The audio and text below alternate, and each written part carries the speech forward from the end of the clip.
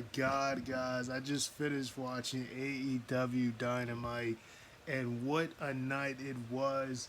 Don Callis. Oh, man. Wow.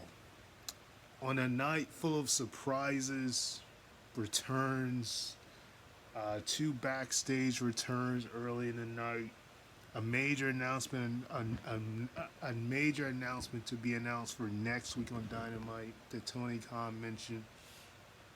Don Callis has just double crossed Kenny Omega in the main event in the steel cage match between Kenny and Moxley. Really insane match that this was. I mean, these guys, as you would expect in almost every Moxley match nowadays, he bled. Very early on in the match when he got attacked from Kenny before, to get the match going. When Kenny hit him with the steel chair, with the chain stuff wrapped around it, he was bleeding instantly early on. These guys, brought it, uh, as you would expect. It was mentioned in commentary that this was their fourth match. Their first match was lights out, which was unsanctioned, so it technically didn't count against their record. But that was back in 2019. Moxley made his debut right after Kenny had lost to Jericho in the main event of Double or Nothing 2019, and actually went out and attacked both of them. And they had their first match at Full Gear 2019, which Moxley won. And they had the winners coming match, which Kenny Omega won the AEW World Title.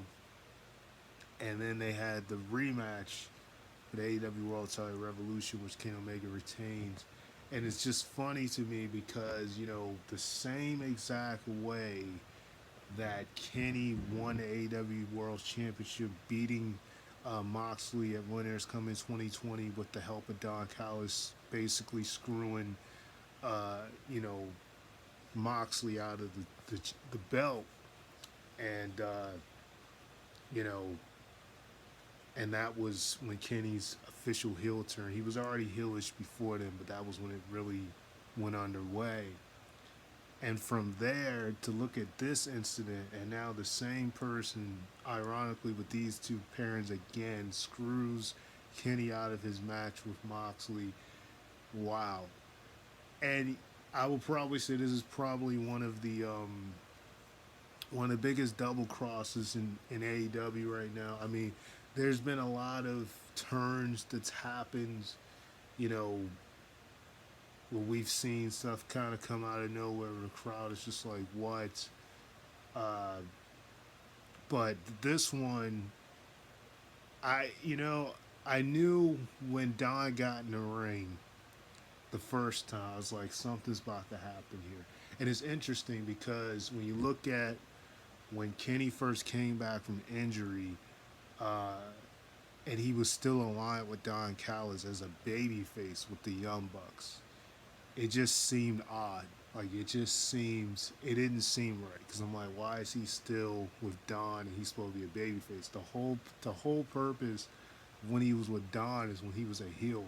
So he came back as a babyface with Don, so that already kind of seemed off.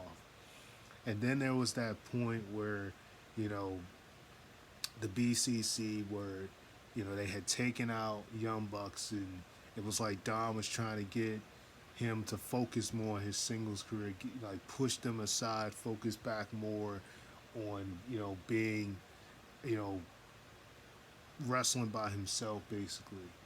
And initially, there was that excitement on Dynamite where they went backstage, and this is when Heyman came back because first, the Elite went to save Heyman from a beatdown from, and this was, I think this was the Dynamite after Revolution, after Heyman had just beat Moxley. That's when we thought the feud was over.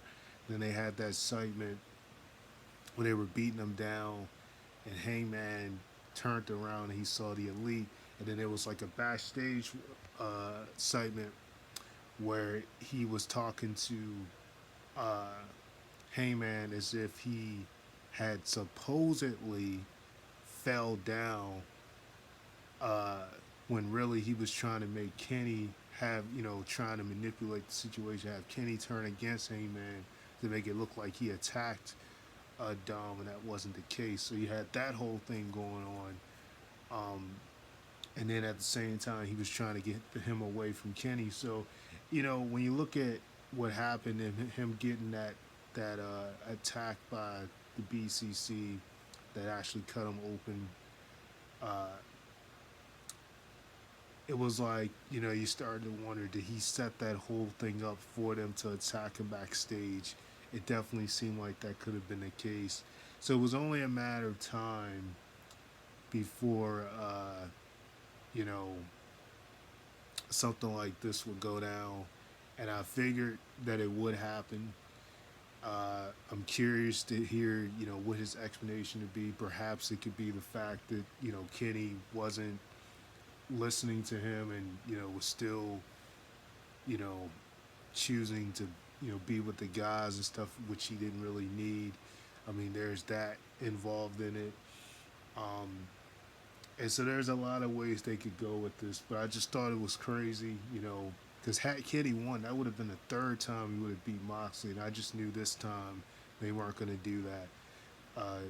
Their first match, Moxley was the heel, and he won. The second two matches, Kenny was the heel, so I'm like, they're not going to have Moxley lose a third time here. And when he got in the ring, and this was after Kenny hit the V trigger on Moxley through the steel cage, which was insane. I mean, they just had a lot of insane moments in this match. The stuff with the glass, uh, it was just all over the place. But when he got in the ring and then he backed out and Kenny hit him with the one-legged angel, I knew he was about to get back up and do something. That's exactly what happened, and he screwed Kenny out of the match. And man, this was something. I mean, like I said, a night where Miro finally came back. He's been gone for some time. He was injured. Then there was a time where they had something for him and he didn't want to do it. Thunder Rosa came back, so it's going to be interesting to see what they do next week. Orange Cassidy had yet another amazing match with the AEW International Championship on the line with Danny Garcia. Danny Garcia won. It seemed like every match this man is in, Orange Cassidy, it always seems like he's closer and closer to dropping the belt, and he finds a way in some penny predicament to retain. I mean, Danny was just hitting him with so many submissions, crossface, the switching up his submission holds, and Orange Cassidy still managed to get, to pick up the victory yet again. So that was an excellent match. House of Black retained the trio championship against the Best Friends and Bandito with the rules they had in the match, the 20 minute count, 20 count outside the ring. You couldn't, no rope breaks, no, enforced disqualification. So they had a pretty intense list. And, as I expected, they retained in a really decent match. So much happened here tonight. It gets you even more hyped for next week of what's going to go down. I'm definitely looking forward to it. Man, this was just, this was something.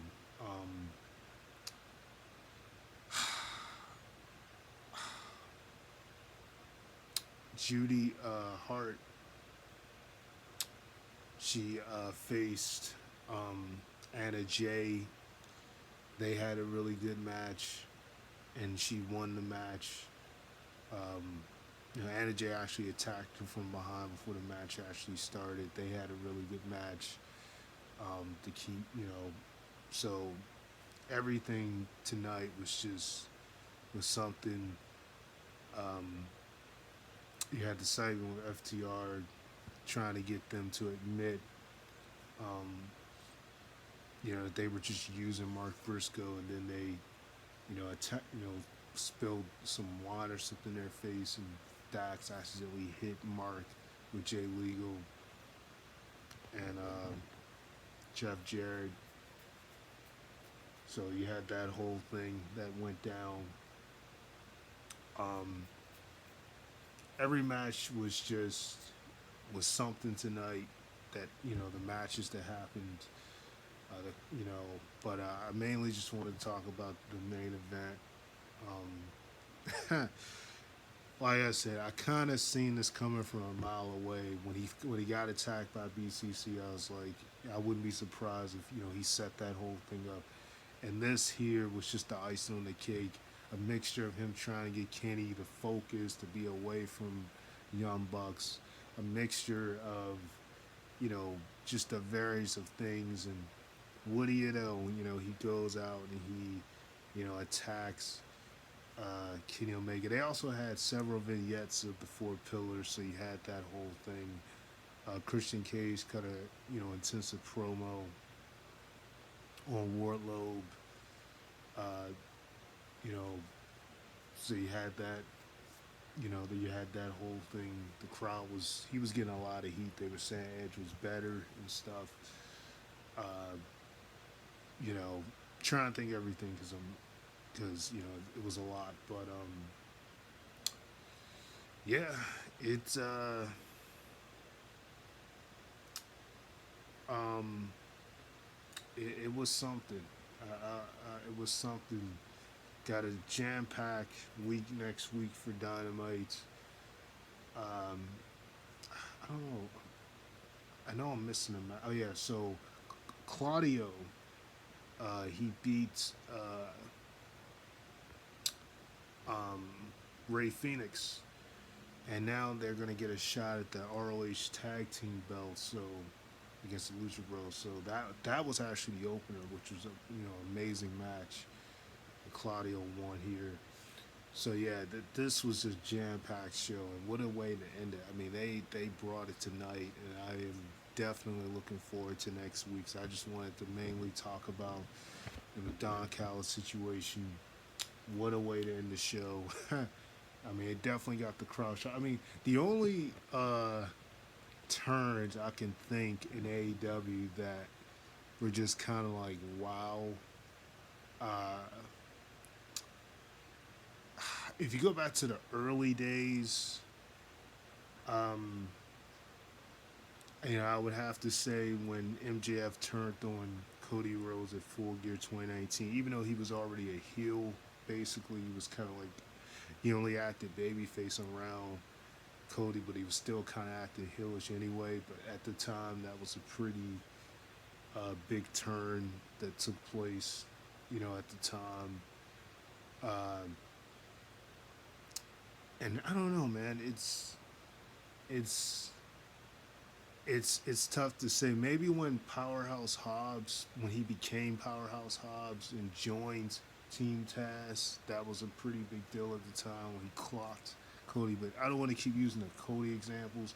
I'll just say, I feel like the only other major turn, I mean, like in terms of a double cross, not just like a heel turn, but like in terms of a double cross. I really do think, but it would have to be a toss up to me, in my opinion, because it's kind of hard for me to think of all of them from the top of my head. But between the MJF turn on Cody Rhodes and when Jericho last year, when he basically turned on his own inner circle mates, with the exception of Jay Hager and Sammy Guevara. That was probably like the, two, in my opinion, biggest double crosses to take place. Even though that one, they were kind of already teasing Jericho was turning heel anyway. But I just think at the time that was just such a, when it happened last year, it just kind of came out of nowhere. But you figured that, he spent well over nearly 3 years with them, so it was about time that but unfortunately we haven't seen Santana in a long time, and that's a whole nother story. But yeah, That's all I can think of as far as double crosses, not just a regular heel turn, but like legit double crosses. I feel like between those two, probably one of